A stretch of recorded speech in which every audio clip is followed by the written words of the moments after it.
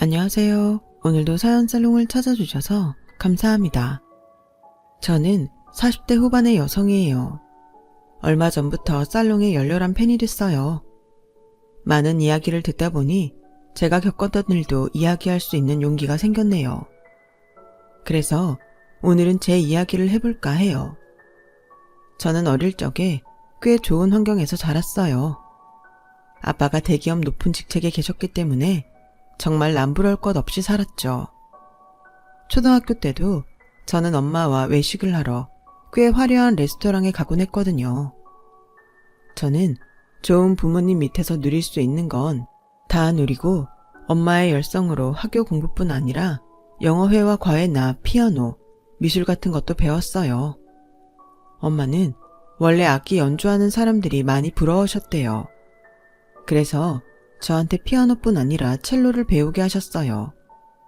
당시에는 첼로를 하던 학생들이 많지 않았는데 저는 남들이 안 하는 악기를 한다는 자부심 때문인지 첼로를 한다는 걸 아이들한테 자랑하길 좋아했어요. 어린 마음에 남다르고 싶었던 욕심도 있었는데 그만큼 열심히 하기도 했어요. 엄마는 제가 열심히 하는 모습이 좋았는지 저를 첼로로 대학에 보내겠다고 좋은 선생님을 알아보고 연습실을 대여해주는 등 많은 뒷받침을 해주셨어요. 저도 음대생이 되는 날을 꿈꾸며 열심히 했죠. 하지만 저의 꿈은 아빠의 갑작스러운 실직과 함께 모두 허망하게 무너지고 말았어요. 무슨 일이 있었는지 정확히는 모르지만 새로운 사람이 경영진이 되면서 아빠는 밀려나게 됐고 결국 사표를 쓰고 나오셔야만 했어요. 아빠는 너무 큰 충격을 받으셔서인지 말이 없어졌고 어느 날 갑자기 모든 것을 놓고 지방으로 내려가셨어요. 어떡하지 민주야? 당분간은 우리가 먹고 쓸 게 있긴 하지만 네 레슨비랑 대학 준비는 어려울 것 같아. 너 대학 갔을 때 대비해서 들어둔 적금이 있긴 한데 지금 상황에서는 그것도 생활비로 써야 될 것 같다. 아무래도 첼로를 여기에서 포기해야 되지 싶어. 미안하다 우리 딸. 이런 일이 있을 줄은 꿈에도 몰랐어. 엄마는 저한테 계속 미안하다고 하면서 눈시울을 붉히셨어요. 음대에 갈 수 없다는 말에 저도 충격을 받아 당시에는 아무 말도 할 수 없었어요. 하지만 제가 계속 의기소침해 있는다고 해도 아무것도 바뀌지 않는다는 걸 잘 알고 있었어요. 며칠 후 저는 엄마한테 괜찮아 엄마. 뭐 음악이야. 내가 나중에 나이 들어서 다시 해도 되고 꼭 음대를 가야만 음악을 할 수 있는 건 아니잖아. 우리 지금 할 수 있는 일만 생각하자. 그렇게 말해줘서 고마워. 엄마도 엄마가 할 수 있는 일을 찾아서 최선을 다해볼게. 저에게 음대를 못 보내준다며 눈물을 보였던 엄마는 그 후 어떤 일이 있어도 울지 않으셨어요. 그래, 어쩔 수 없는 거잖아. 기왕 이렇게 된 거 민주 네 말 맞다나. 지금 생각만 해야겠어. 엄마는 큰 시련을 겪으면서 더 강해지신 것 같았어요. 하지만 오랫동안 바깥일을 안 하신 엄마가 할 수 있는 일은 거의 없었어요. 엄마는 저희가 살던 집을 처분해서 작은 아파트 전세로 옮기고 거기서 남은 돈을 가지고 동네 상가에 보습학원을 열었어요. 그게 제가 고등학교 1학년 때였어요. 저는 그동안 첼로를 하느라 소홀히 했던 공부들을 많이 하기 위해서 체계적인 공부 계획표를 세웠어요. 실기를 안 하고 공부만 하면 된다고 생각하니 오히려 하루가 훨씬 단순해졌고 레슨 받느라 왔다 갔다 하는 시간도 절약돼서 공부에 쉽게 집중할 수 있더라고요. 그래도 엄마 혼자 생계를 책임지시는 데에 도움이 되고 싶어서 일요일에는 초등학생들의 첼로 작은 선생님이 돼서 아이들 연습할 때 봐주는 아르바이트를 했어요. 제가 집안 사정 때문에 음대에 갈 수 없다는 걸 아신 선생님이 안타까워하시면서 과외 자리를 찾아주신 거였어요.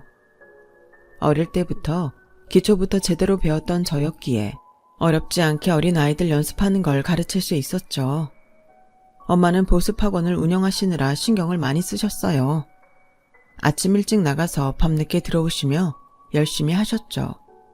그래서 제가 첼로 알바를 하는 걸 모르셨어요. 제가 일요일마다 과외로 돈을 번다는 걸 알면 어째 속상해하실 것 같은 기분이 들어서 저는 이 일을 비밀로 했어요. 대신 들키지 않으려고 성적을 올리기 위해 평일에는 공부를 엄청나게 했고요. 무엇보다 수학이나 물리 같은 게 뒤처져 있어서 두 과목 공부하는 데에 많은 시간을 들였어요.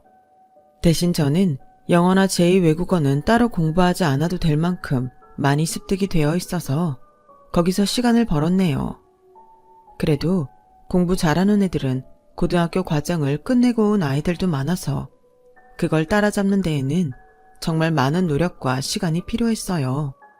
그래도 외우는 건 잘하는 편이라 암기 과목 성적은 처음부터 잘 나왔어요.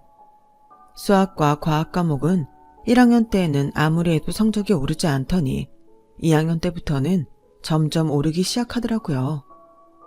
저는 기왕 따라잡은 김에 잘 해야겠다는 생각이 들어서 그동안 모은 돈으로 학원에 등록해서 국영수 수업을 들었어요. 물론 일요일에 첼로 알바도 계속했고요. 그 덕에 학원비는 엄마한테 손 벌리지 않아도 됐어요. 대신 피곤하고 힘든 건 있었지만 지금만 참으면 된다는 생각으로 이 악물고 버텼죠. 학원에 다녔더니 확실히 요령을 터득할 수 있었고 그 덕에 성적은 점점 더 올랐어요. 저는 학원 수업이 없을 때는 학교 도서관에 남아서 마지막 불이 꺼질 때까지 공부를 했고 결국 좋은 대학에 합격할 수 있었어요. 노력이 저를 배신하지 않았다는 걸 확인하고 정말 기쁨의 눈물을 흘렸어요. 엄마가 좋아하신 건 당연했고요. 민주야, 너무 고마워. 솔직히 그동안 첼로 한다고 공부 못한 게 많아서 걱정했는데 네가 이렇게 해내는구나. 진짜 잘했다 우리 딸. 이제 네가 하고 싶은 거 다 해봐. 엄마 학원도 자리 많이 잡아서 이제 좀 괜찮아. 나야말로 고마워 엄마. 엄마가 무너졌으면 나도 못했을 거야. 내 정신줄 꽉 잡은 거 엄마 덕택이야. 나도 이제 내가 쓸 거 다 내가 벌어서 쓸게. 엄마도 한숨 놓고 살아야지. 라며 저와 엄마는 서로를 격려하고 응원하면서 치킨을 시켜 먹으며 좋은 시간을 보냈어요. 제가 대학에 가고 엄마는 학원을 더 큰 곳으로 옮기셨고 새로운 선생님들도 뽑았어요. 엄마가 워낙 학생들 관리를 잘해서 학부모들이 좋아했거든요. 엄마는 선생님들 대우도 다른 곳보다 잘해줬고 학생들 눈높이에 맞는 교육을 해달라고 철저히 부탁하셨죠. 그런 엄마의 노력 덕분에 학원은 날이 갈수록 입소문이 나서 학생들은 점점 늘어났어요. 오랜 시간 집에서 저와 아빠 뒷바라지만 하던 엄마가 이렇게 인정받는 원장님이 된 게 저는 정말 자랑스러웠어요. 저는 1학년 때부터 좋은 회사에 들어가는 걸 목표로 했어요. 이런저런 꿈 같은 건 꾸지 않기로 했죠. 안정적이고 복지 좋은 회사에서 돈을 모은 다음 남들보다 빨리 퇴직을 해서 하고 싶은 일을 하는 게 저의 꿈이라면 꿈이었어요. 아빠처럼 윗사람들의 좌지우지돼서 원하지도 않은 때에 잘리고 싶지는 않았거든요. 그 일은 저한테도 아주 큰 상처였어요. 저는 가장 연봉이 높은 회사에 입사하기로 하고 1학년 때부터 학점 관리나 봉사활동에도 엄청 신경 썼어요. 회사 일 하는 데 필요한 자잘한 자격증들도 다 따고 외국어 시험도 볼 수 있는 건 다 봤고요. 그렇게 철저히 준비를 해서 저는 3학년 2학기 때부터 입사 시험을 보며 준비를 했어요. 당장 붙는 것보다 졸업하자마자 들어갈 수 있게 하려는 거였죠. 저의 계획은 잘 맞아떨어져서 정작 중요한 때에 시험에 대한 두려움도 없앴고 실패 없이 면접까지 가서 드디어 좋은 회사에 입사하게 됐어요. 처음 생각했던 가장 연봉이 높은 회사는 아니었지만 직원 복지도 좋고 해외 연수 기회도 많은 회사였어요. 저와 엄마는 최종 합격 통보를 받은 후 너무 좋아서 엄마 사무실에서 서로 얼싸안으며 환호성을 질렀어요. 놀란 선생님들이 무슨 일인가 하고 들어왔다가 제가 합격했다는 걸 알고 다 같이 축하해줬죠. 엄마는 축하떡을 주변뿐만 아니라 학생들한테까지도 전부 돌렸어요. 그렇게 합격의 기쁨을 뒤로하고 첫 출근 준비를 하느라 정신이 없을 때에 아빠가 돌아오셨어요. 지방에 있는 친척 농장에서 일만 하시며 은둔 생활을 하셨던 아빠는 얼굴도 손도 많이 늙고 지쳐 보이셨어요. 그동안 민주랑 네 엄마 고생 많이 했지? 정말 미안하다. 아빠는 이제 괜찮아졌어. 그동안 돈도 모았고 이제는 내가 소소하게 일하면서 두 사람하고 같이 살고 싶구나. 그래도 내가 짐이 되지는 않을 거다. 짐이라니 그런 말이 어딨어. 아빠 얼굴 볼 수 있는 것만도 너무 좋아. 아빠는 건강부터 챙겨. 뭐니 해도 건강이 최고야. 이렇게 아빠를 받아줘서 너무 고맙다. 내가 지은 죄가 많아. 그게 왜 아빠 죄야. 결국 회사에서 지들끼리 싸움한 건데. 그런 생각은 진짜 하지 마. 그래 여보. 당신 원망 안 했다면 거짓말이지만 이렇게 당신 보니 짠하고 오죽했으면 그랬을까 싶어. 이제는 마음 편히 먹고 건강부터 챙겨요. 지금 생각해보면 아빠는 급성 우울증에 오셨던 것 같아요. 그러니 모든 게 싫어져서 잠시 우리 곁을 떠나셨던 거고요. 아빠가 나쁜 선택을 하지 않고 돌아오신 것만도 정말 다행이었죠. 그런데 아빠는 힘든 와중에도 악착같이 돈을 모으셨고 그 돈으로 외진 곳에 작은 건물을 샀어요. 1층은 가게가 하나 있었고 2층과 3층은 살림집인 정말 작은 건물이었어요. 아빠는 그 건물 세를 받으셔서 저희 살림에 보태셨고 사람을 쓰지 않고 직접 보수도 하시고 매일 청소도 하셨어요. 아침에 일어나서 출근하듯이 건물을 보러 가셨죠. 그러는 사이 저는 회사 일에 조금씩 익숙해졌어요. 같이 들어간 동기들하고도 많이 친해졌어요. 상사들 말에 기죽지 않고 대처하는 법도 알게 됐고요. 점심시간이면 친구가 된 동기와 같이 점심을 먹으며 수다를 떨었죠. 민주 너 의외로 남자친구 없더라? 있을 줄 알았는데. 그래? 왜 그렇게 생각했는지 몰라도 나 아직 남자 사귀어 본 적 없어. 정말이야? 대학 때 미팅도 안 해봤어? 난 1학년 때부터 취직 생각만 하고 공부만 했어. 야, 완전 너 천연기념물이다. 어떻게 데이트 한 번을 안 했어? 그럼 내가 소개팅 해줄까? 괜찮은 사람 있는데 너랑 진짜 잘 어울릴 것 같아. 그 말에 좀 망설여지기는 했지만 곧 좋다고 했어요. 한 번도 남자를 사귀어 본 적이 없어서 남친이 있는 게 어떤 느낌인지 궁금하기도 했거든요. 동기가 소개해준 남자는 다른 회사에 다녔는데 동기하고는 영화 동호회에서 만났다고 했어요. 일주일에 한 번씩 만나서 영화도 보고 밥도 먹는다고 하더라고요. 동기 말처럼 남자는 꽤 괜찮아 보였어요. 인상도 서글서글했고 매너도 좋았고요. 무엇보다 남자가 저한테 관심을 보이고 잘해주니까 저도 마음이 움직이더라고요. 민주 씨는 제가 만났던 여자들 중에서 제일 순수한 것 같아요. 그러면서 똑똑하고요. 아니, 왜 남친이 없었어요? 진짜 이해가 안 돼요. 저라면 민주 씨 절대 안 놓아줄 것 같은데 말이죠. 저는 그런 말에 혹했던 것 같아요. 그 말이 진심인지 아닌지 생각할 겨를도 없었죠. 남자를 정식으로 만나보는 것도 처음인데다가 사람에 대해서도 잘 몰랐던 것 같아요. 남자는 어릴 때 아버지가 돌아가셔서 어머니와 둘이 산다고 했어요. 저는 아버지가 돌아오셨지만 7년 넘게 엄마와 둘이 살면서 많은 것을 감당해야 됐기 때문에 그 사람 감정에 공감이 많이 됐어요. 그 사람에 대한 연민과 동정에다가 남자가 하는 립서비스에 마음이 기울어져서 저는 결국 그 사람과 결혼을 하기로 마음먹었어요. 남자 집에 인사를 하러 갔을 때 남자 어머니는 수수한 차림새로 저를 맞으셨어요. 내가 우리 영수랑 둘이서만 살다 보니 제대로 꾸미고 살지를 않아서 집이 엉망이야. 그러려니 하고 좋게 봐줘. 별 말씀을요. 저희도 이러고 살아요. 그리고 너무 깨끗하고 좋은데요. 음식도 맛있고요. 이렇게 대접해 주셔서 감사해요. 그렇게 화기애애한 분위기 속에서 만남이 끝났고 남자는 저를 바래다 주면서 우리 엄마가 나 하나 잘 키워보겠다고 억척같이 사느라 백화점 한번 가신 적이 없어.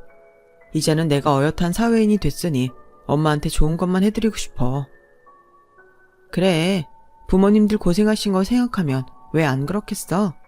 나랑 같이 하자. 어머니 잘 모시면서 살자. 저도 저희 엄마 아빠를 생각하면 그 심정이 충분히 이해됐어요. 엄마는 힘들다는 말씀 한 번 없이 학원을 운영하셨지만 늦은 밤 집에 들어오시면 씻지도 못하고 주무시는 날이 있을 정도로 엄청나게 일을 하셨어요. 스트레스도 많으셨을 거고요. 아빠 역시 혼자 남의 농장에서 일하면서 많은 일이 있으셨겠죠.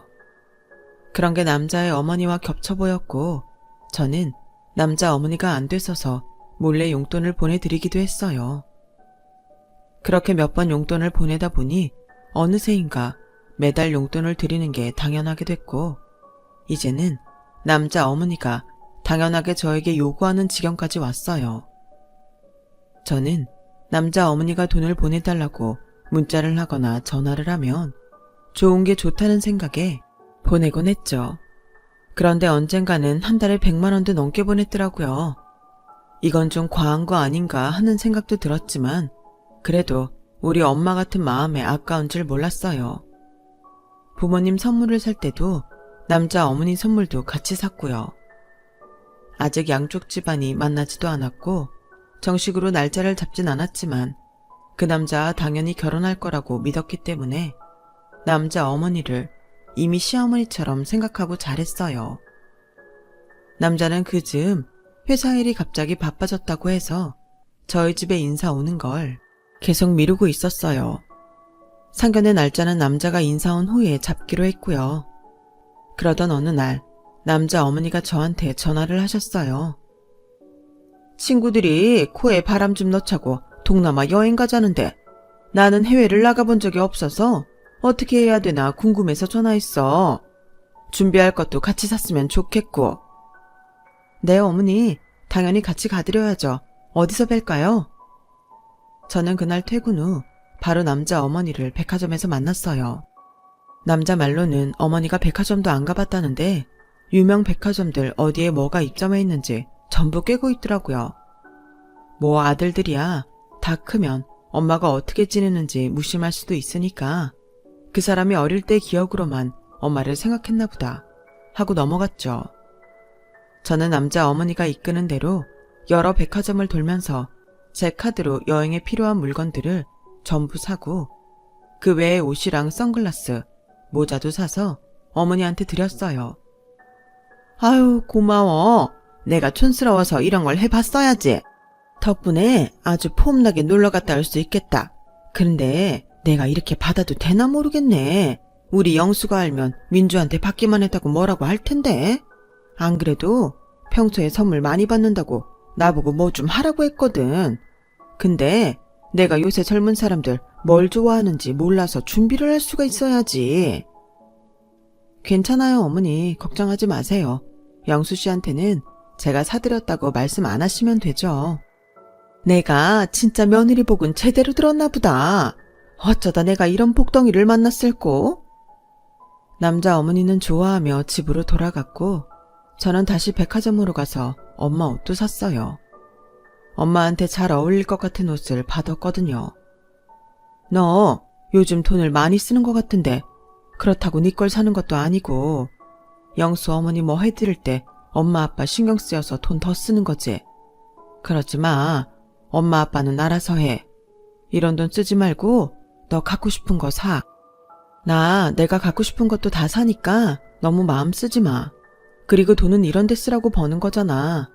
나 대학 때까지도 돈 모으기만 하느라 어버이날이나 엄마 생일도 제대로 못 챙겼잖아. 이제는 돈 잘 버니까 하는 거야. 걱정하지 마. 너도 잘 알겠지만 사람은 모아놓은 돈이 있어야 돼. 그러니까 영수 어머니한테도 해달라는 대로 다 해주지 말고 눈치껏 해. 네 돈은 어디서 공짜로 들어오는 것도 아니고 밤낮 고생해서 일하며 버는 거잖아. 라며 안타까워하셨어요. 저를 생각하는 엄마 마음이 느껴져서 너무 고마웠어요.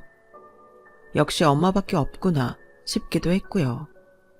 그래도 한평생 고생만 했다는 남자 어머니도 안쓰러워서 저한테 뭘 갖고 싶다고 말하면 사드리게 되더라고요. 그렇게 남자 어머니 쇼핑을 잔뜩 해드리고 열흘쯤 지났을 때였어요. 그 사이 남자 어머니는 동남아 여행을 갔다 온 상태였어요. 저는 한동안은 별로 돈 쓸 일 없겠다고 생각하고 있었죠. 그런데 남자 어머니가 또 전화를 하셨더라고요. 나 산악회 모임에서 이번 주말에 2박 3일로 경치 좋은 데 놀러 가기로 했는데 동남아 가서 용돈을 다 쓰고 왔네. 나 거기 가서 쓸 돈 좀 보내줄래? 어머니, 동남아 갔다 오시고 바로 또 놀러 가시면 안 힘드세요? 평생 놀아보지 못하고 영수만 바라보고 살다가 이제 겨우 다녀보는 거야. 다들 간다는데 나만 안 간다 그러기도 좀 뭐하고. 놀아본 적이 없어서 그런지 놀아도 성이 차지 않나 봐. 왜? 돈 보내는 거 어려워? 하긴 네가 지난번에 돈을 많이 쓰긴 했지. 그럼 다녀오세요. 얼마나 드리면 돼요? 300만 원만 보내줄래? 내가 그동안 신세진 사람들이 많아서 이제는 나도 좋은 며느리 얻게 돼서 이렇게 용돈 다 쓴다 하고 좀 보여주고 싶어서 그래. 나도 이제 남한테 얻어먹지 않고 남들 사줘보고 싶어. 300만 원이요? 네, 알겠어요. 재미있게 놀다 오세요. 저는 생각보다 너무 많이 달라고 해서 놀라기는 했지만 그래도 기죽지 말고 실컷 쓰라며 보내드렸어요. 그런데 점점 두 사람이 이상하다는 생각이 들었어요. 남자는 저희 집에 오는 걸 차일피일 미루면서도 상견례 때 자기랑 자기 엄마 입을 옷을 먼저 맞추겠다더라고요. 처음 인사하는 건데 그래도 엄마랑 나랑 명품으로 맞추는 게 좋을 것 같아. 상견례는 결혼식도 아니고 양쪽 집안 인사만 하는 건데 새로 명품 옷을 맞출 필요가 있어? 그냥 있던 거 입어도 되잖아. 어차피 결혼식 때 다시 다 해야 되는데 돈만 이중으로 들어. 우리가 해놓고 산 게 없다 보니까 옷도 너무 없더라. 그래서 이런 집안 행사에 입을 만한 게 하나도 없는 거야. 그래 뭐 우리가 없이 산 거지. 너는 안 그러니까. 네 뜻이 그렇다면 어쩔 수 없지. 그 말에 저는 마음이 약해져서 새 옷을 사라고 했죠. 남자는 어머니 옷까지 사려면 돈이 모자란다고 했고 저는 모자라는 만큼의 돈을 더 보탰어요. 돈을 보내고 나서야 저는 남자 어머니가 동남아 여행 가기 전에 백화점에서 정장을 사드린 게 떠올랐어요. 뭔가 기분이 좋지 않더라고요. 그 옷을 입어도 될 텐데 굳이 명품을 고집하는 것도 마음이 불편했고요. 며칠 후 퇴근해서 집에 왔는데 아빠가 엄마 몰래 저를 잠깐 보자고 하시더라고요. 저는 아빠와 함께 동네 산책을 하며 아빠가 하시는 말씀을 들었어요. 네 남자친구 땡땡 회사 회계팀에 다닌다고 하지 않았니? 근데 땡땡 회사 회계 부장인 아빠 후배한테 물어보니까 장영수라는 사람은 회사에 없다더라. 땡땡 회사 맞아? 다른 비슷한 이름 회사인 거 아니야? 아니야, 그 회사 맞아. 그리고 아빠 건물 있는 동네 작은 회계사 사무실에서 네 남자친구를 본 것 같아. 저는 너무 놀라서 남자를 소개해준 동기한테 남자 회사에 대해서 물어봤어요.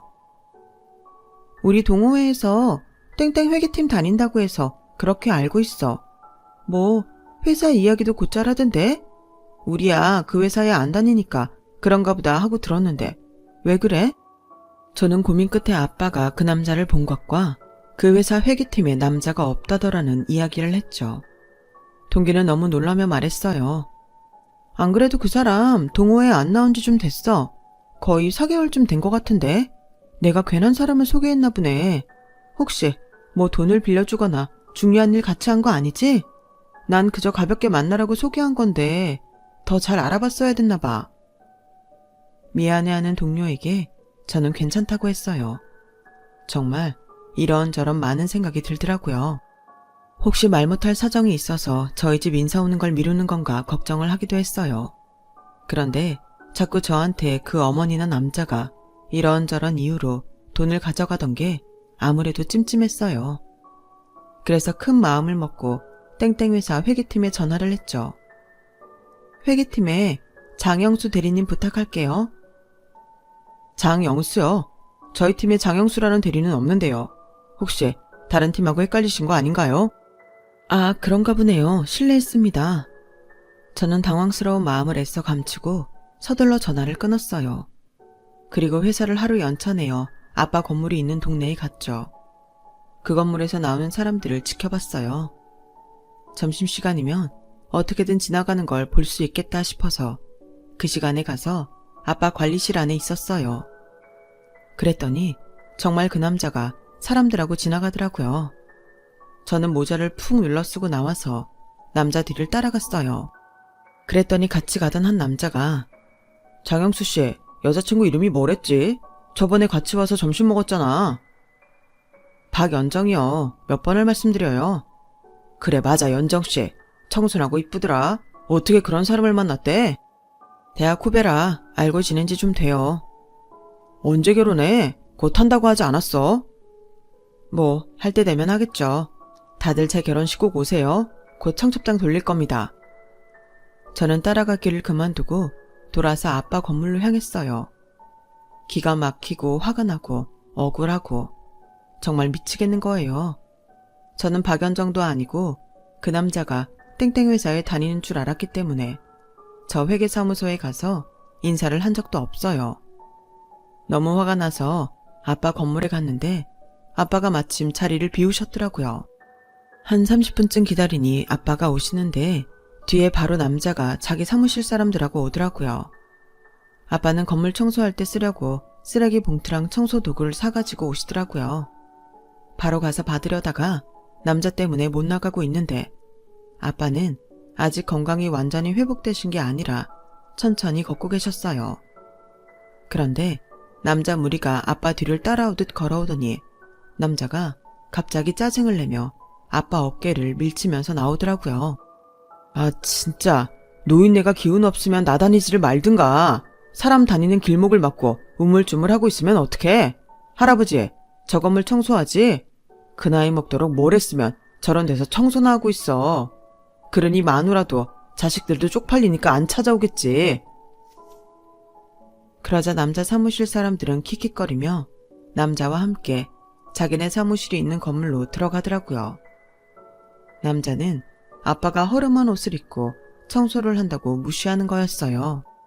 아빠는 제가 남자와 찍은 사진을 봤기 때문에 남자 얼굴을 알고 있었고 남자는 아빠를 모르고 있었어요.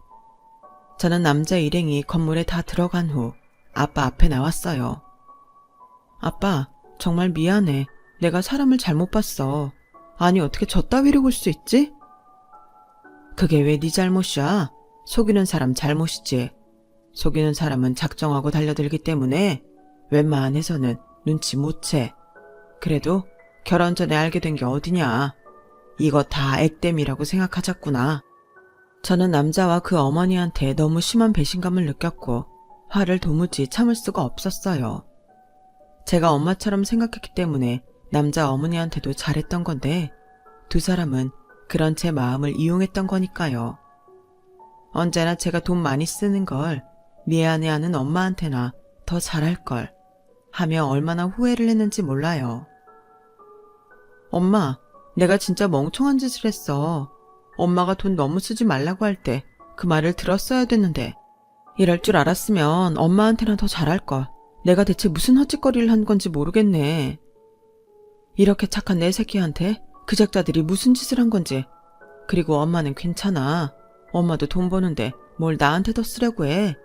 아빠도 우리 고생시켰다고 요즘 장도 다 봐오고 그러셔서 엄마 진짜 편해. 아무것도 안 해줘도 돼. 그런데 그것들은 대체 어떻게 돼먹은 인간들인지 아 속상해. 엄마는 화가 나서 경찰서에 가서 사기로 고소할 수 있는지도 알아보시고 변호사 사무실에 가서 상담도 받으셨대요.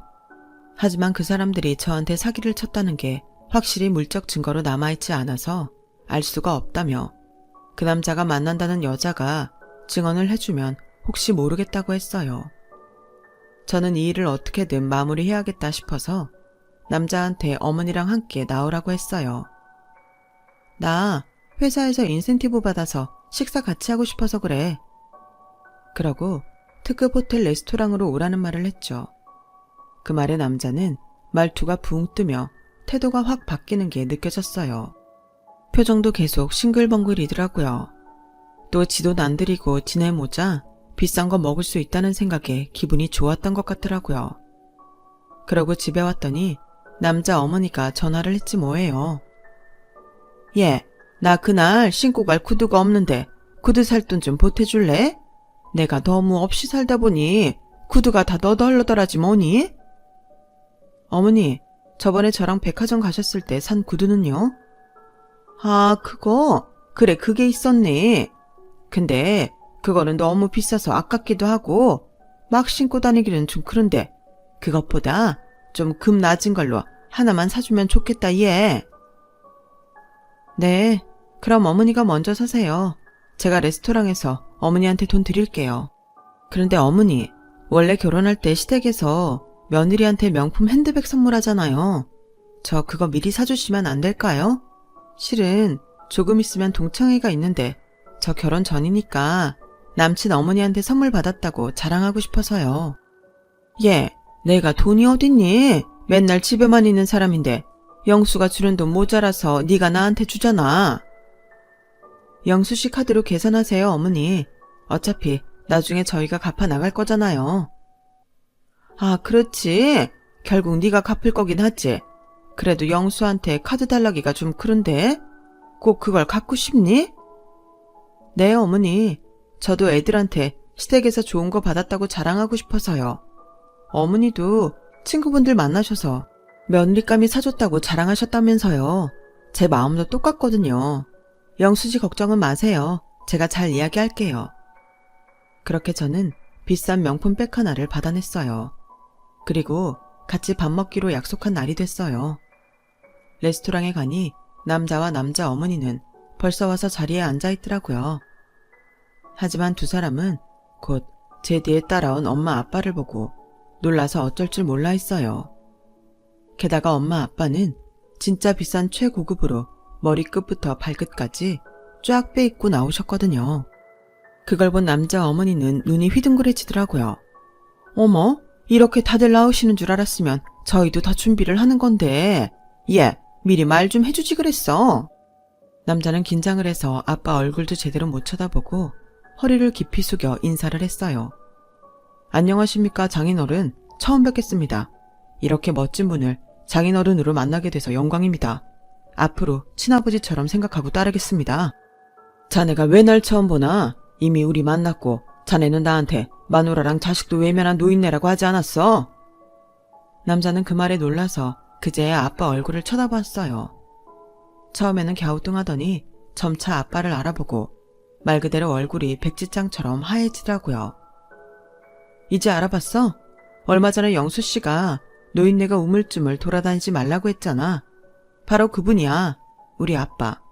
영수씨가 저런 건물이라고 한 그 건물 주인이라고. 거기 청소부가 아니라. 남자는 그 말에 완전 충격을 받아 얼어버린 것 같았어요.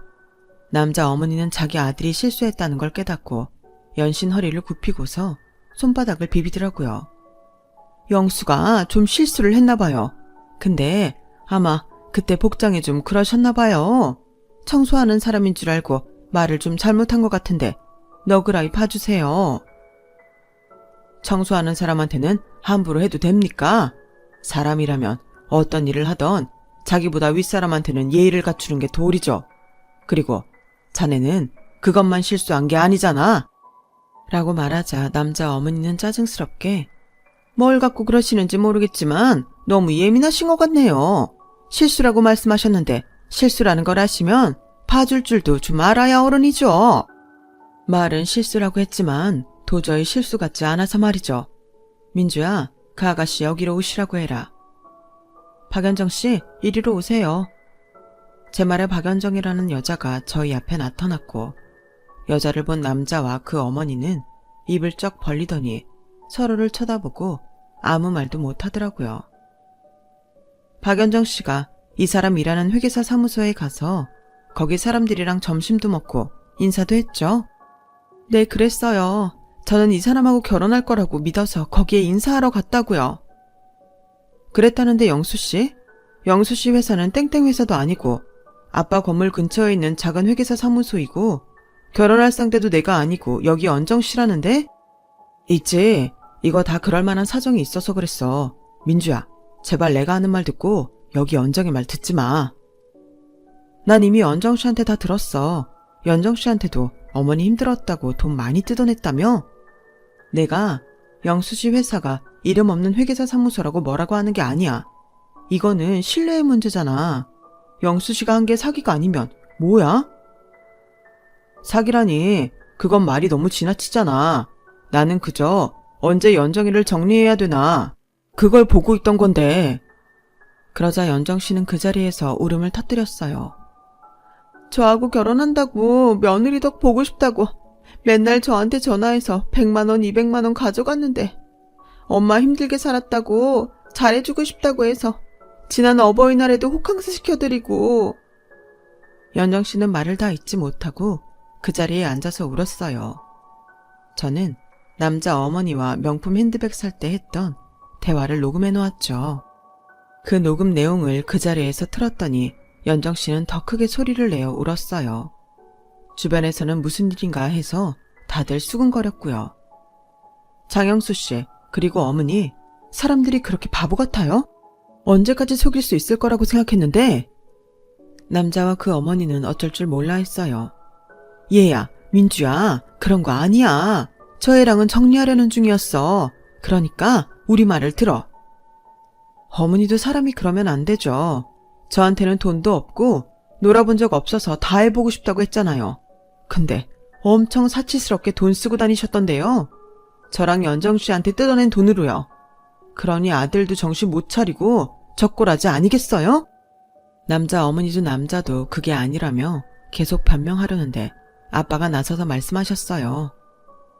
착한 사람들 마음을 이용해서 돈만 뜯어낼 생각하고 사람을 있고 없고로 대하는 게 달라지는 당신 같은 사람들은 철저히 망신을 당해봐야 돼요. 내가 괜히 여기로 예약하라고 한 줄 알아요. 이런 데서 사람들한테 찍혀서 다시는 비싼 데에 고개 못 들고 다니게 하려고 그런 겁니다. 그리고 내 딸이랑 이 아가씨한테도 사과하세요. 안 그러면 내가 무슨 수를 써서라도 법적 조치 취할 테니까 알아서 하라고요. 남자와 남자 어머니는 사람들 다 보는 데서 무릎을 꿇더라고요. 아버님, 한 번만 좀 용서해 주세요. 민주씨, 진짜 이건 내가 잘못했어. 정말 미안해. 보셨죠, 연정씨? 저 사람 연정씨한테는 사과 안 하잖아요. 저보다 연정씨가 만만한 거예요. 저 사람 우리를 갖고 놀면서 간보고 있었던 거고요. 아빠 엄마 차리고 나온 거 보고 저렇게 무릎 꿇는 거라고요. 제 말에 연정씨는 현실을 깨달았고 더는 안 되겠다며 그 자리에서 일어나 나가버리고 말았어요. 남자 어머니는 제 손을 부여잡고서 민주야, 우리가 어렵게 살다 보니까 이렇게 됐어. 우리 진짜 속이려고 한 게 아니야. 마음 풀어. 제가 다 알아봤어요. 별로 어렵게 살지도 않으셨던데요. 영수 씨 아버지가 남긴 재산도 꽤 있었고 평생을 호의호식하며 살았다고 하던데요. 언제까지 저를 계속 속일 생각이에요? 저 호구짓 그만할 거니까 이거 놓으세요. 라고 차갑게 뿌리치고 나왔어요.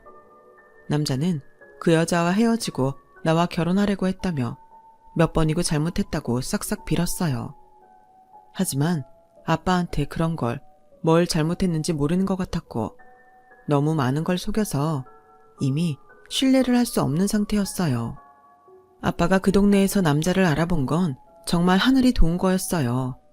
아니면 저는 계속 그 남자 집에 돈을 퍼주고 결혼할 날을 기다리고 있었을지 모르죠. 아니면 그런 남자하고 결혼을 했을지도 모르고요. 남자와 그런 일이 있고 난 후 저는 한동안 아무도 만나지 않았어요. 그러다가 동문회에서 좋은 선배를 만나게 됐고 1년 정도 사귄 후에 결혼을 하게 됐어요. 아들, 딸도 낳아서 둘 다 지금 중학생이네요. 엄마, 아빠도 이제 완전히 건강해지셔서 그때보다 더 잘 지내고 계세요. 제 얘기는 여기까지예요. 들어주신 분들 모두 건강하시고요. 다들 행복하시고 좋은 일만 넘쳐나길 바랄게요. 감사합니다. 여러분, 사연 댓글에 응원과 현명한 조언 부탁드려요. 좋아요와 구독은 저에게 큰 힘이 됩니다. 오늘도 좋은 일 가득하세요.